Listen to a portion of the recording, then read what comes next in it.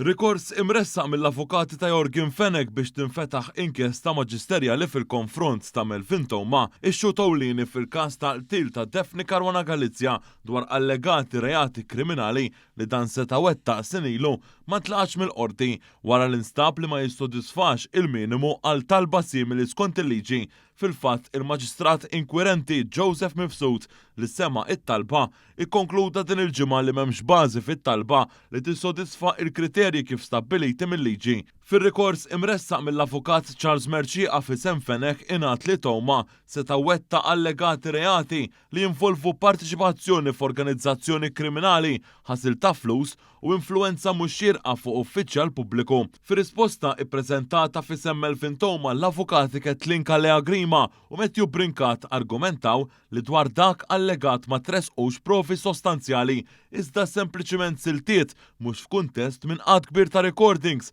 li diġà jinsabu quddiem il-qorti jew f'inkjesti oħrajn. Minn barra hekk qalu li l-materjal li ssir referenza għalih ukoll ġie ppreżentat lill-Pulizija minn Toma innifsu waqt l-investigazzjonijiet għal daqstant tennew li rikors tal-allegat mandant fil-qtil ta' Caruana Galizia u bis tentattiv ieħor minn ħafna biex jittanta ifixkel il-kors tal-ġustizzja billi attakka xut prinċipali fil-proċeduri kontra tiegħu u jiżgwida l-andament tal-provi anka billi jaqbad troffa evidenza u jiżola mill-bqija tal-provi biex tingħata stampa boħra. Wara li ra is-sottomissjonijiet kollha il-Maġistrat Mifsud stqar ukoll fil-konklużjonijiet tiegħu li talbiet għall-inkjesti m'għandhomx isiru qisu isir sempliċi xi wieħed minn miet ta' rapporti jew kwereli li jsiru regolarment fassa l-Pulizija biex dawn jipproċedu kontra xi persuna u fakkar li l-liġi relatata ma tridx li d-denunzi jsiru b'mod abbużiv, malizzjuż jew saħansitra b'mod fals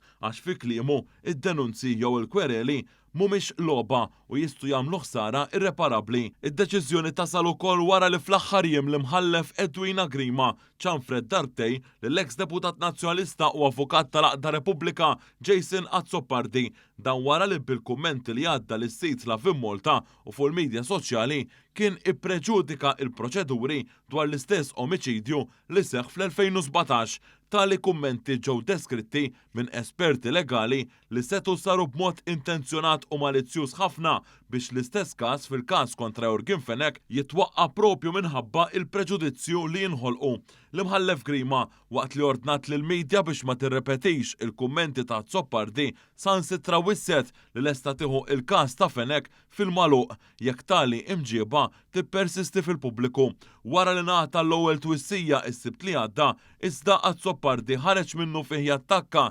lill-imħallef għad-deċiżjoni tagħha u qal li din kienet ibbażata fuq loġika bażwija u imnawra.